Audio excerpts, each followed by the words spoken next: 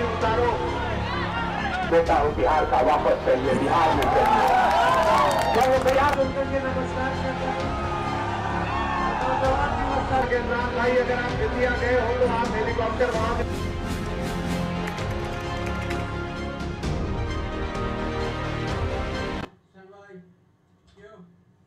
নমস্কার। বিহারের ব্যাপক সাফল্য এনডিএ জোটের, মুখ থুবড়ে পড়ল মহাগঠবন্ধন জোট। আমাদের সঙ্গে আজকে এই বিষয় নিয়ে আমরা একটু আলোচনা করব। আমার সঙ্গে রয়েছেন দুজন বিশিষ্ট অতিথি, রয়েছেন অমিতাভ দত্ত। অমিতাভ দত্ত পশ্চিমবঙ্গের রাজ্য সভাপতি জনতা দল ইউনাইটেডের, তিনি আজকে আমাদের সঙ্গে রয়েছেন। অমিতাভদা, আপনাকে কনগ্র্যাচুলেশান জানাচ্ছি এরকম সাফল্য বিহারে আপনাদের। এবং আরেকজন আমাদের সঙ্গে রয়েছেন, তিনি হচ্ছেন রাজ্য যুব কংগ্রেসের সাধারণ সম্পাদক দীপশিখা ভৌমিক। দীপশিখা, আপনাকেও স্বাগত। আমি প্রথম অমিতাভদার কাছে আসব। যে অমিতাভদা, যেটা প্রশ্ন, যে এই সাফল্য, যেটা কোথাও কি মনে হয় যে বিহারের যে জঙ্গল রাজ, যেটা বারবার এনডিএ জোটের যারা শরিক তারা তুলে এনেছিলেন, এবং পরিবারতন্ত্র, একদিকে হচ্ছে কংগ্রেস, আরেকদিকে হচ্ছে আরজেডি, লালু প্রসাদ যাদবের পরিবার, এইটা কি কোথাও মানুষের কাছে এই যে এনডিএ জোটের সাফল্যের অন্যতম হাতিয়ার বলে মনে হয়? আপনি ঠিকই বলছেন। আমি আরেকটু একে বিস্তৃত করতে চাইছি। সেটা হলো, শুধু এনডিএ শরিকেরা নিয়ে এসছেন এই বিষয়টি তা নয়, কিন্তু বিহারের যারা পুরনো লোক, মানে 20 বছর আগে যারা সমাজকে দেখেছেন, তারা কিন্তু বিহারের সেই ভয়াবহ পরিস্থিতি জানেন। আমরা যারা সেই সময় দেখেছি বিহারকে, আমরা তো আতঙ্কিত ছিলাম ব্যক্তি হিসেবে, রাজনৈতিক দল হিসেবে না। যদিও মনে করি না যে এখন ওই আরজেডি এলে সেই রকম পরিস্থিতি হয়তো হতে পারতো, কিন্তু তবুও আমরা সবাই আতঙ্কিত ছিলাম। আমাদের পরের প্রজন্মের সমস্ত মানুষের সাথে সেই নিয়ে আলোচনাও হতো, তারাও বলতো। পুরনো লোকেরা কিন্তু বিহারের সেই ভয়াবহ দিনের কথা কখনো ভোলেনি। এটা শুধু প্রচার নয়, এটা তো বাস্তব। সব থেকে বড় বিহারের শিল্প ছিল অপহরণ শিল্প। যে কোনো একটু প্রতিষ্ঠিত ব্যক্তিকে তাকে বন্দুকের নল দিয়ে তুলে নিয়ে যাওয়া এবং র্যানসাম চাওয়া। এই ব্যতিরেকে জনতা দলেরই সরকার ছিল আরজেডি, তিনি লালু প্রসাদ যাদব তো জনতা দল থেকেই এসেছিলেন, এখানে তো অন্য রাজনৈতিক দলের কিছু অংশীদারিত্ব ছিল না। এছাড়া মেয়েদের উপরে যেরকম ভাবে অত্যাচার, এবং বিকেলের পর থেকে 3টে-4টের পরে বিহারের কোনো রাস্তায় কোনো মেয়েকে, মহিলাকে কখনো দেখা যেত না। এবং নীতিশ কুমারের আরেকটা সব থেকে বড় সাফল্য, যেটা শুধু আইন শাসন প্রণয়ন করা তা নয়, মহিলাদের ক্ষমতায়ন। আজকে 71% লোকেরা, আজকে মহিলারা আজকে ভোট দিয়েছে নীতিশ কুমার, জনতা দল ইউনাইটেড, এনডিএ জোট এবং তাদের বিভিন্ন দলকে। এবং এই মহিলাদের ক্ষমতায়ন যদি একটা দেখা যায় গত 20 বছরে, অভূতপূর্ব। যেখানে কত লিটারেসি রেট ছিল আর সেখানে কি হয়েছে। 35% মেয়েদের দেওয়া হয়েছে, আপনার পুলিশে চাকরি দেওয়া হয়েছে। পশ্চিমবাংলা যেরকম সিভিক ভলেন্টিয়ার দ্বারা পরিচালিত হয়, স্কুল কলেজগুলোতে যেরকম কন্ট্রাকচুয়াল লোকেদের দিয়ে সেখানে পড়ানো হয়, বা সবই তো তাই, সেখানে বিহার কিন্তু ব্যতিক্রম। এত চাকরি বিহারে হয়েছে নীতিশ কুমারের সময়, কেউ কি শুনেছেন যে 1 টাকা ঘুষ নিয়ে হয়েছে? কোন চাকরি কি রোধ হয়েছে? সেই প্রসেস আমি আলোচনা করতে পারি, কিন্তু আপনার এই চ্যানেলে সেই সময় হবে না। হ্যাঁ, কিন্তু সেটা নীতিশ কুমারের মৌলিক। তো মানুষ এগুলো জানে। সুশাসন বলে কিছু নেই, শাসন তো শাসনই, কিন্তু অপশাসনটা কুশাসন। তাহলে মানুষ আতঙ্কিত ছিল, এবং সেই অর্থে নীতিশ কুমারকে তারা সমর্থন জানিয়েছে। এবং এনডিএ যে জোট প্রধানমন্ত্রী নরেন্দ্র মোদীজি এবং কেন্দ্রীয় সরকার বিহারে যা যা কল্যাণমূলক প্রকল্প নিয়েছে, কটা দুর্নীতির অভিযোগ আপনি পেয়েছেন বিহারে বলুন তো? 100 দিনের কাজ তো পশ্চিমবাংলার এই অবস্থা। আপনি কি কখনো শুনেছেন যে কোনো বিহারের মন্ত্রী দুর্নীতি নেই, শেষ হয়ে গেছে এমন ক্লেম আমি করছি না, কিন্তু বিহারের মুখ্যমন্ত্রী তার পরিবার নীতিশ কুমার কত টাকা সম্পত্তির মালিক, পরিবারের কোন কোন সদস্য, এগুলোকে প্রচারের জন্য না, পরিবারবাদ প্রচার না, বৃক্ষ তোমার নাম কি ফলেন পরিচয়, একদম বৃক্ষ তোমার নাম কি ফলের পরিচয়। আজকে অমিতাভ দা আমি আসবো, আপনি যেটা বলেছেন একটা একদম সেন্টেন্স ঠিক। আমি শেষ করে দিচ্ছি, একটা সেন্টেন্স আমাকে দিতে দাও। আজকে আমরা যারা যে চিন্তা ভাবনায় রাজনীতি করি, আমাদের তো ইস্যু ভিত্তিক পলিটিক্যাল পার্টি নয়, আমাদের আইডিওলজি বেসড পলিটিক্যাল পার্টি। আমরা লোহিয়া জয়প্রকাশের সমাজবাদী চিন্তার আমরা ধারক ও বাহক। আপনারাকে বাতিল করে দিতে পারে, বলতে পারেন এটা লাগবে না, এর প্রয়োজন নেই, শেষ হয়ে গেছে। আজকে পিকে অথবা কেজরিওয়াল তারা তো বলছে রাজনীতিতে আইডিওলজির প্রয়োজন নেই। যেখানে হিন্দু মুসলমানের এত ভেদাভেদ সারা ভারত জুড়ে তৈরি করা হয়েছে, বিহারে কি ভেদাভেদের 1% কি দেখা গেছে? মানুষ এটা দেখছে না? কালকে অ্যানালিসিস আপনারাই করবেন, কম করে 20 থেকে 25% মুসলমানরা জনতা দল ইউনাইটেড মানে এনডিএ কে ভোট দিয়েছে, হ্যাঁ, অন্তত 25% যাদব ভোট দিয়েছে, তবেই তো জিতেছে, এই রেজাল্ট হয়েছে। বলুন। হ্যাঁ, আমি আসবো এইখানটা থেকে। দীপশিখা ভৌমিক, রাজ্য যুব কংগ্রেসের সাধারণ সম্পাদক। দীপশিখা, আপনার কাছে প্রশ্ন যে আপনারা এই ফলটাকে কিভাবে দেখছেন? জানি হয়তো বলবেন যে এখনও তো ফলাফল বিশ্লেষণ হবে, কিন্তু তবুও কোথাও কি আপনাদের মনে হচ্ছে কোথায় এই ধাক্কা, কেন? দেখুন, আমার মনে হচ্ছে প্রথমত এই যে একটা নির্বাচনের খুব গুরুত্বপূর্ণ একটা নির্বাচন ছিল, এই নির্বাচনে একরকম ভাবে ইট ওয়াজ আ টেস্টিং টাইম ফর নির্বাচন কমিশন। গণতন্ত্রের পবিত্রতা যাচাইয়ের একটা বড় কাঠামো ছিল এখানে। দেখুন, বিহার নির্বাচন যা হওয়া উচিত ছিল একটা স্বাধীন ন্যায্য ভোটের উৎসব, তা বরং একটা নির্বাচন কমিশন প্লাস বিজেপির এবং তাদের অ্যালাইদের একটা ভয়াবহ আর্ম টুইস্টিং এ পরিণত হয়েছে। ভোটার তালিকা সংশোধনের ত্রুটি থেকে শুরু করে প্রশাসনিক বিশৃঙ্খলা, রাস্তার মাঝখানে আমরা দেখেছি বিশাল বড় ট্রাকে করে ব্যালট বক্সেস রাস্তায় বেরিয়ে পড়ছে, এবং পক্ষপাতের অভিযোগ বহু বহু জায়গা থেকে। সুতরাং এই সবগুলো at the end of the জনগণের বিশ্বাসের উপরে তো দাঁড়িয়ে থাকে যে কোনো নির্বাচন, জনগণের বিশ্বাসকে কাঁপিয়ে তুলছে। আমাকে 30 সেকেন্ড দিতে হবে। যখন গণতন্ত্র রক্ষার দায়িত্বপ্রাপ্ত প্রতিষ্ঠানই ব্যর্থ, ইলেকশন চলার মাঝখানে মা বোনেদের অ্যাকাউন্টে টাকা ঢুকিয়ে দেওয়ার যে অ্যানাউন্সমেন্ট, সেটা ইলেকশন কমিশন করতে দেয়, তারপরে 65 লক্ষ মানুষের ভোটাধিকার কেড়ে নেওয়া হয় এবং তার মধ্যে থেকে লিস্টের নাম পর্যন্ত দেওয়া হয় না, সুপ্রিম কোর্ট পর্যন্ত সেটা নিয়ে কথা বলে। How do you think this is a free and fair election? আপনি যদি এই ইলেকশনের রিজাল্টস এখনো পর্যন্ত অ্যানালিসিস হয়নি, কিন্তু আপনি যদি 5টা-7টা জায়গা দেখেন, যেমন ধরুন মহুয়াতে মুকেশ কুমার রোশন 1800 ভোটে, 1800 ভোটে। তারাপুরে জেডিইউ প্রার্থী আছেন 1200 ভোটে। লক্ষ্মীসরাইতে বিজেপির প্রার্থী আছেন। এবারে আমার এখানে আপনার কাছে একটা প্রশ্ন, ছাপড়াতে শেষ করতে দিন, আপনি বলছেন ছাপড়াতে 1700 ভোটে, মোকামে স্বতন্ত্র প্রার্থী সেও 1000 ভোটে। সুতরাং আমরা এর আগেও মানে আপনি ইয়েতে বলুন, হরিয়ানাতে বলুন, আপনি মহারাষ্ট্রতে বলুন, এরকম প্রচুর সিটস দেখেছি যেখানে কিছু নাম এডিশন হয়েছে, কিছু নাম ডিলিশন হয়েছে, এবং প্রায় 30 থেকে 35টি সেখানে কিন্তু এসআর হয়নি। আসলে এবারে ফলাফল মার্জিনাল হয়ে গেছে। এসআর এর পরে 47 লক্ষ, আলটিমেটলি 47 লক্ষ লোকের নাম বাদ গেছে, তাহলে লক্ষ মানুষের নাম কাটা গেল। তো এই 47 লক্ষ লোকের উপরেই কি তাহলে আপনারা ভোট নির্ভর করে ভোটে নেমেছিলেন? এটা কিন্তু রাজনৈতিক প্রশ্ন না, আমি কিন্তু সেটা একেবারেই বলিনি। আপনি দয়া করে আমার কথাগুলো টুইস্ট করবেন না। দেখুন, আপনি নিজেকে দিয়ে বিচার করুন। কালকে যদি আপনার বাড়ি থেকে 4টে লোকের নাম ভোটার লিস্টে কেটে যায় এবং আপনাকে যদি ডিপেন্ডেন্ট হতে হয় সরকারের প্রতি, সরকারের একজন একজন অফিসার আসবে, সে আপনাকে লিখে দেবে, বা কোনো কাউন্সিলর এসে একটা প্যাডের পাতায় লিখে দেবে, তবে আপনার ভোটার রাইট উঠবে।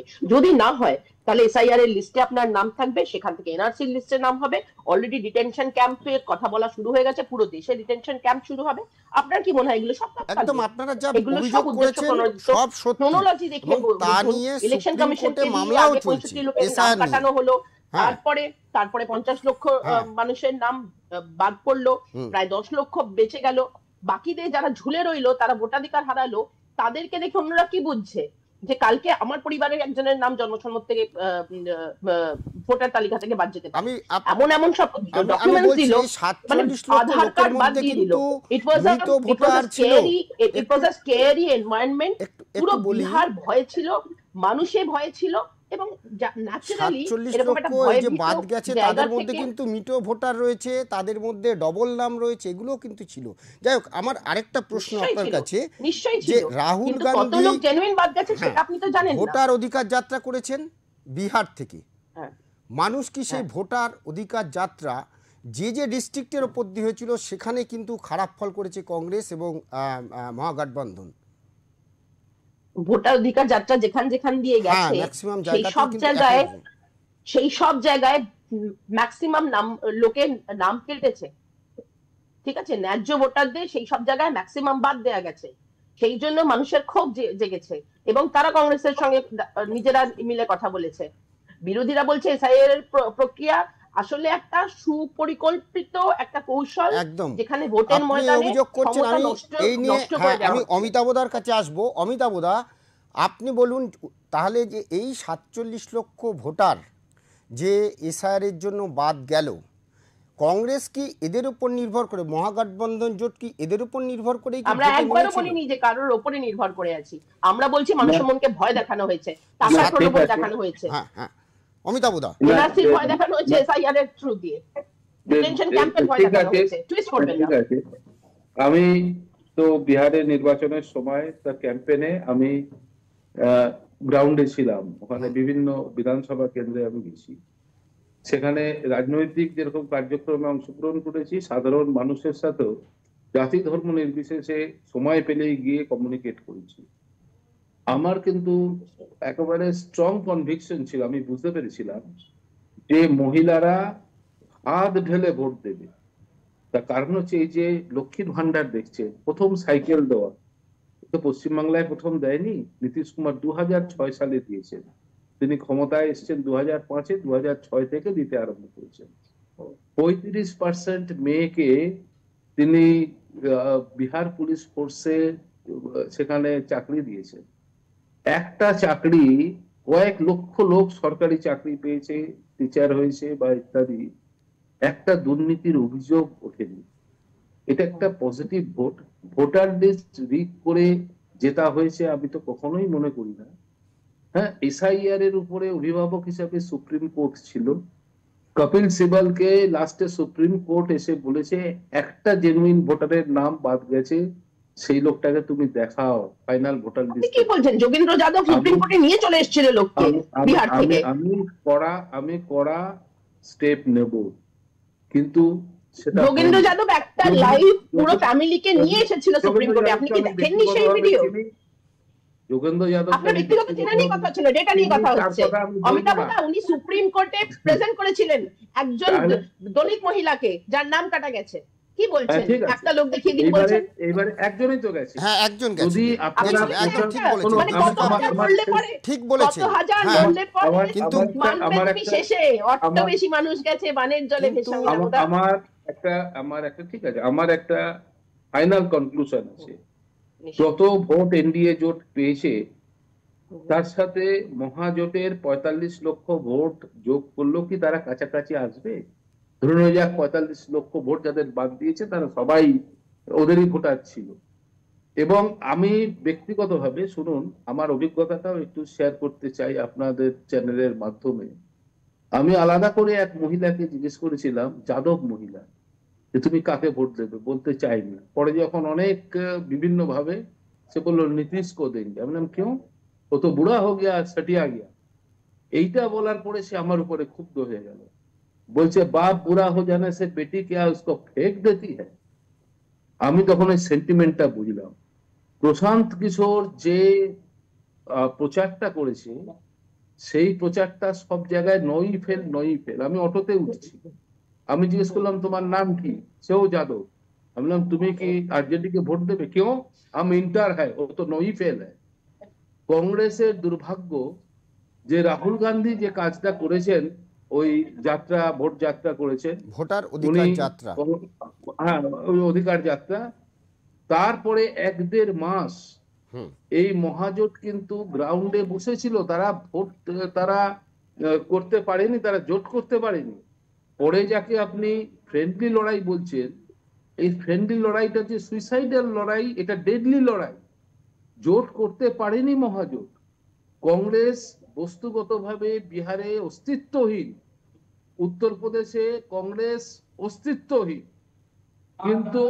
কিন্তু এই অস্তিত্বহীন পার্টি ভুল লোকের কাঁধে চড়ে তারা ক্ষমতায়। আমরা সমাজবাদী দল, আমরা ধর্মনিরপেক্ষ দল, জনতা দল ইউনাইটেড, আমরা রাষ্ট্রবাদী দল, আমরা ন্যাশনালিস্ট পার্টি, আমরা হিন্দু মুসলমানের বিরোধ করি না। বিহার ভারতবর্ষের একমাত্র রাজ্য যেখানে এনডিএ ক্ষমতায় থাকলেও সমাজবাদী এজেন্ডা। আমরা গান্ধী এজেন্ডাটা কি? আপনারা কিভাবে বিহারকে সফল বলে মনে করছেন? বিহারে বেকারত্বের হার দেখুন, বিহারে বেকারত্বের হার দেখুন, বিহার থেকে ব্রেন ড্রেন দেখুন। 2023 সালে প্রায় 20% লোক জাতীয় গড়ের তুলনায় অনেক বেশি বিহারের বেকারত্বের হার। সব মানছি, বিহার কর্মসংস্থানের অভাব থেকে শুরু করে ব্যাপক দুর্নীতি, শিক্ষা ও স্বাস্থ্যের দুর্বলতা। না, ব্যাপক দুর্নীতি না, আমি দায়িত্ব নিয়ে বলছি। বিহারে মানুষ কিডন্যাপ হয়ে যায়। আমি এই জায়গা থেকে আমি একটু ইন্টারাপ্ট করছি দীপশিখা, আমি একটা কথা বলি। হ্যাঁ, বিহারে দায়িত্ব নিয়ে বলছি, সিন্ডিকেট রাজ নেই, বিহারে পয়সা নিয়ে চাকরি বিক্রি করা হয় না। বিহার থেকে লোক বাইরে চলে যাচ্ছেন, দীর্ঘদিন যাচ্ছেন। সবাই বিহারে থেকে কাজ করলে ভালো হতো। দেশের সব থেকে বেশি আইএস আইপিএস অফিসার বিহার থেকে বেরোচ্ছে। আজকে বিহারের যে পার ক্যাপিটা ইনকাম বেশি নয়, কারণ বিহারে কোনো চাকরি বাকরি নেই। আপনি যদি আইপিএস কিংবা বিসিএস না লাগান, আপনি কোনো চাকরি পাবেন না। বিহারের দুর্নীতি সূচকে শীর্ষে 2000 সালে ট্রান্সপারেন্সি ইন্টারন্যাশনাল রিপোর্ট বেরিয়েছিল, যেখানে দুর্নীতিতে সবকটা রাজ্যের মধ্যে বিহারকে সবচেয়ে বড় পাওয়া গিয়েছিল। কোথায় আছেন আপনি? কোথায় আপনার ডেটা? বিহারের শিক্ষা এবং স্বাস্থ্য খাতের কথা বলছি। হ্যাঁ দীপশিখা, আপনি যেগুলো বলছেন সত্যি, কিন্তু মানুষ তো আপনাদের পক্ষে রায় দিল না, আপনাদের পক্ষে রায় দিল না। রাহুল গান্ধীর যে ভোটার অধিকার যাত্রা, যেটা নিয়ে তিনি বলেছিলেন, আপনি শুনুন, আমি বলছি, আপনি যা বলছেন সবই সত্যি, কিন্তু মানুষের রায় তো আপনাদের পক্ষে গেল না। আপনি যদি বলেন বিহারে সুশাসন ছিল নীতিশ কুমারের, ইটস আ জোক। আপনি সুশাসন নিয়ে বলছেন, ভোটের কথা বলেন। এবারে কিন্তু বিহারের ভোটে একটাও কিন্তু কোথাও নিউজপেপারে হেডলাইন হচ্ছে পুনর্নির্বাচন চাওয়া হয়নি।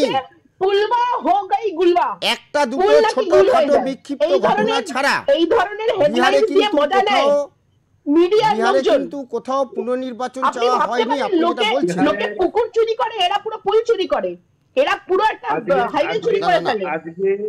বিহারে যদি আপনি বলছেন ট্রান্সপারেন্সি আছে, দুর্নীতি নেই, আমি ঝগড়া করব না। আপনি ঝগড়া তো পারবেন না। আমরা যারা কলকাতায় বসে নীতিশ কুমারের মানে কুশাসনের বিখ্যাত বিহার, গত 10 বছরে বিহার যা পিছিয়েছে পুরো দেশের থেকে।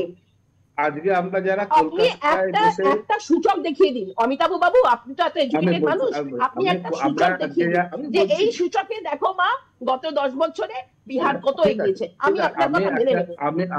আমি একটা কথা বলছি, আজকে আমরা যারা কলকাতায় বসে ভারতবর্ষটাকে দেখি, তারা আজকে স্বীকার করে নেওয়া ভালো যে উড়িষ্যার মতো রাজ্য আমাদের থেকে এগিয়ে গেছে। ছেলে মেয়েরা পড়াশোনা করতে উড়িষ্যায় যাচ্ছে, আউট অফ কনটেক্সট, এর সঙ্গে বিহারের কোনো সম্পর্কই নেই।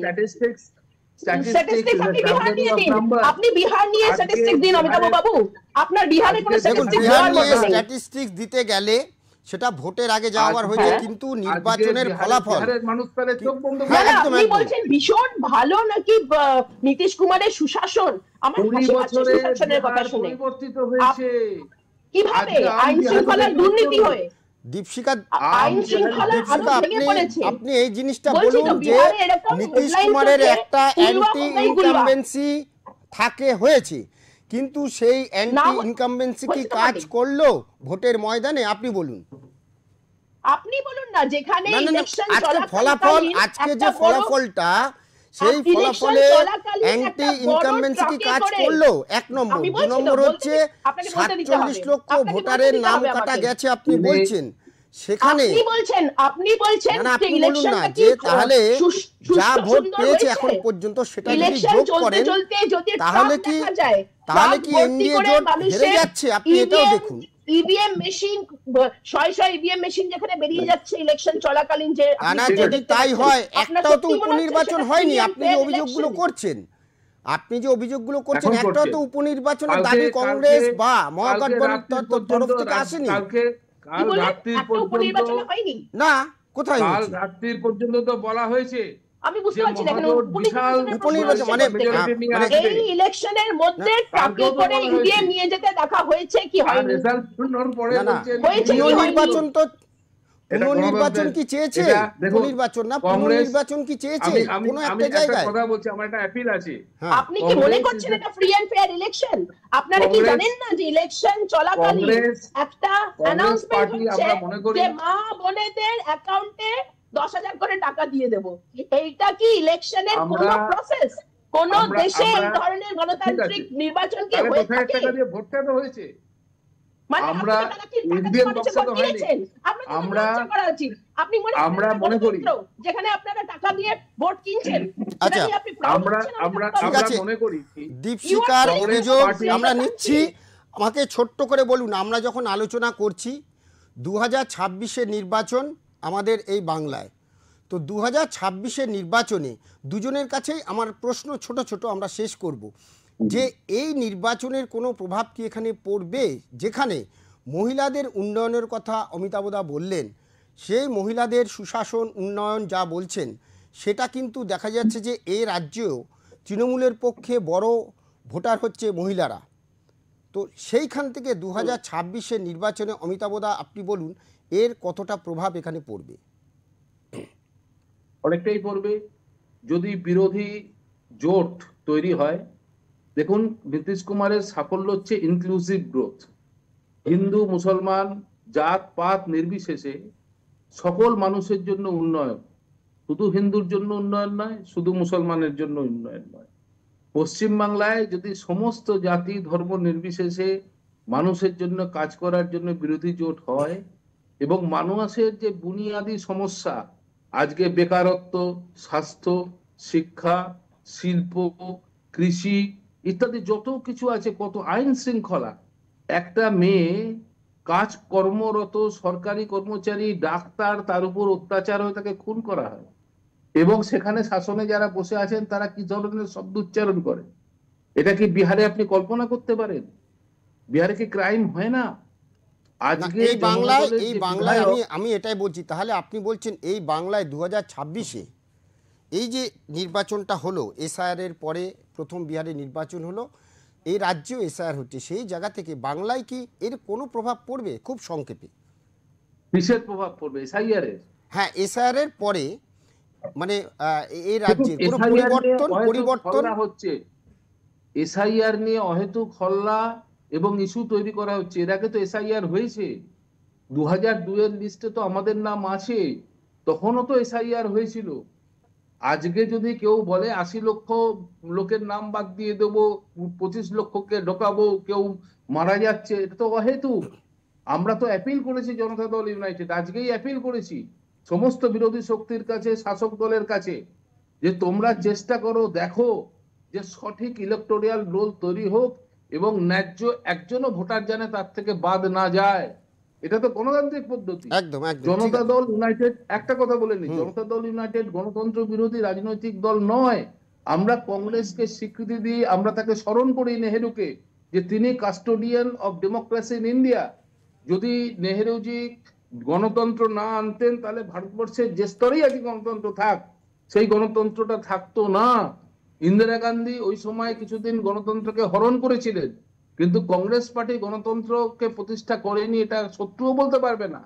আজকে অন্তত কংগ্রেসের লোকেদের মেনে নেওয়া উচিত যে গণতন্ত্রে মানুষের রায়কে মাথা পেতে নেওয়া। একদম আমার ভুল হয়েছে, আমরা পারিনি, আমরা বুঝতে পারিনি, আমরা আবার পরিশ্রম করে মানুষের কাছে যাব সেবার জন্য। একদম একদম। এবারে দীপশিকা দি আপনি বলবেন, যদি কোনো ভালো কাজ করে থাকে। দীপশিকা এবার আপনি বলুন যে এই বাংলায় 2026-এ এর কি প্রভাব আপনারা কোথাও থেকে শিক্ষা নিয়ে এই বাংলায় 2026-এর নির্বাচনে কংগ্রেস বিহার থেকে কি শিক্ষা নেবে এই বাংলার জন্য? দেখুন, আমি বিহার থেকে কংগ্রেস কি শিক্ষা নেবে জানি না, তবে আমার মনে হয় বিহারের যে নির্বাচনের প্রতিফলন পশ্চিমবঙ্গে, প্রথম কথা হচ্ছে এই যে ডাবল ইঞ্জিন সরকার স্লোগান, সেটা আরো জোরে হতে চলেছে। বিহারের ভোটে যাদবদের বলুন, মুসলিমদের বলুন, কুরেশিদের বলুন, ইবিসদের বলুন, সম্প্রদায়ের যে ভূমিকা অত্যন্ত গুরুত্বপূর্ণ ছিল পশ্চিমবঙ্গের, ঠিক সেইভাবেই দেখুন। আমাকে আমারটা বলতে দিন, আপনি আপনারটা পরে বলবেন। আপনার সময় আমি ইন্টারাপ্ট করিনি তো, আমাকে আমার পয়েন্টটা বলতে দিন। হ্যাঁ বলুন বলুন বলুন, আমরা শেষ করব, সময় কম। সুতরাং বিহারের ভোটে যে যাদব, মুসলিম, কুরেশি এবং ইবিস সম্প্রদায়ের যে ভূমিকা গুরুত্বপূর্ণ ছিল, পশ্চিমবঙ্গে এইভাবে মুসলিম ভোটের যে সম্প্রদায় আছে তাদের এবং তফসিলি জাতিদের উপজাতিদের সমীকরণ মহাগঠবন্ধনে বা তৃণমূল কংগ্রেসের যে কৌশলে, সেখানে একটা বড় এফেক্ট ফেলবে। নারীদের ভোটের যে প্রবণতা, কারণ আপনারা দেখেছেন লক্ষ্মী ভান্ডার অলরেডি বেঙ্গলে এত ফেমাস, এবং বিহারে নারী ভোটারদেরকে যেভাবে প্রতিশ্রুতি দিয়ে ভোটারের সংখ্যা বাড়ানো হয়েছে, অলমোস্ট 9% বেশি ভোটার এসেছে মহিলাদের মধ্যে।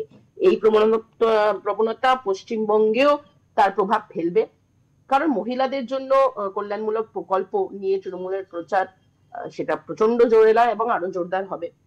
বিরোধীদের জোটের যে কৌশল, সেই নিয়ে দেখুন মহাগঠবন্ধন যেটা বিহারে হয়েছে, সেখানে চাকরি, সামাজিক নিরাপত্তা, জাতিভিত্তিক সমীকরণে জোর দেওয়া হয়েছিল। পশ্চিমবঙ্গের বিরোধী দলগুলো তাই সেই ইস্যুগুলোতে আরো বেশি কাজ করবে, এবং অলরেডি আমরা অনেক সেটা নিয়ে বলতে শুরু করেছি। এসআইআর যেভাবে বেঙ্গলে শুরু হয়েছে, সেটার একটা বড় ভূমিকা থাকবে। এসআইআর দিয়ে প্রচুর ভয় দেখানো হচ্ছে, প্রচুর মানুষের নাম কেটে যাবে বলে মানুষের আক্ষেপ করছেন, ভয় পাচ্ছেন, সেটার একটা বড় ফ্যাক্টর হচ্ছে। সুতরাং এই সবগুলো নিয়ে দেখুন, বেঙ্গলে আফটার অল আমাদের নতুন প্রেসিডেন্ট নতুন ভাবে শুরু করেছেন, আপনি নিজে দেখেছেন জায়গায় জায়গায় প্রতি সপ্তাহে আমাদের প্রোগ্রামস হয়, এবং আমরা অনেক বেশি এখন অ্যাক্টিভ, অনেক বেশি আমরা অন দ্য রোড। এসআইআর চলার সময় আমরা দিনের পর দিন রাস্তায় বসে বসে হেল্প ডেস্ক করছি, আমরা ইলেকশনে ভোট চুরি নিয়ে বিশাল বড় ক্যাম্পেইনস করেছি, জায়গায় জায়গায় সিগনেচার ক্যাম্পেইনস করেছি। সুতরাং বেঙ্গলে আগের থেকে আমরা অনেক বেশি বেটার জায়গায় আছি, এবং আমার মনে হয় আমাদের ফল অনেক বেটার হবে। একদম একদম। আমরাও আশা করব যে নিশ্চয়ই কংগ্রেস বিহার থেকে এখানে আরও অনেক, মানে পশ্চিমবঙ্গে আগে যে ফল হয়েছিল তার থেকে আরও অনেক বেটার রেজাল্ট করবে। ধন্যবাদ অমিতাভদা, ধন্যবাদ দীপশিকা। আমি একটা কথা বলার, হ্যাঁ বলুন বলুন। সেটা হচ্ছে রাজনৈতিক অভিজ্ঞতা থেকে একটাই আমি কথা বলতে পারি, পশ্চিমবাংলার শাসন ব্যবস্থার পরিবর্তন প্রয়োজন, এবং তার জন্য মানুষের জোট প্রয়োজন আছে। যেমন সিপিএম পার্টিকে বিরোধিতা করতে গিয়ে কংগ্রেস পার্টি, পরবর্তীকালে তৃণমূল কংগ্রেস পার্টি, তারা কিন্তু কৃষি জমি বাঁচাও কমিটি, কৃষি জমি জীবন জীবিকা রক্ষা কমিটি, সন্ত্রাস বিরোধী নাগরিক কমিটি করে সর্বস্তরের মানুষকে একজোট করে নিয়ে এসেছিল। পশ্চিমবাংলায় আজকে সেই জায়গার প্রয়োজন আছে। পার্টির আকচাকচি বাংলার পক্ষে, বাঙালির পক্ষে ভালো জায়গায় নিয়ে যাবে না। ধন্যবাদ। ধন্যবাদ আপনাদের সবাইকে। নমস্কার।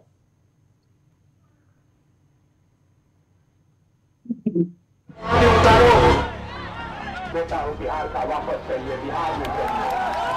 जब वो तैयार उनके लिए नमस्कार